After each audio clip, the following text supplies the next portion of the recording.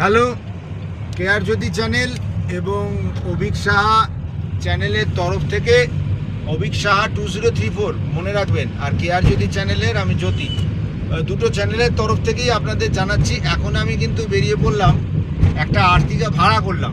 সেটার কত কি প্রাইস সেটা জানিয়ে দেবো, এই মুহূর্তে বলছি না, সেটা একটু পরেই জানাবো। আমরা চলে যাচ্ছি এখন 56 শপ বলে একটা দোকান আছে, আপনারা নিশ্চয়ই দেখে থাকবেন।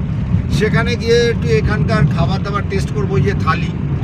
আর তারপরে অন্যান্য অনেক জায়গা ছোট ছোট যেমন মন্দির আছে, লালবাগ প্যালেস, আর প্যালেসগুলো আছে, সেগুলো ঘুরে বেড়াবো। তা চলুন দেখতে থাকুন আমাদের এই চ্যানেলে।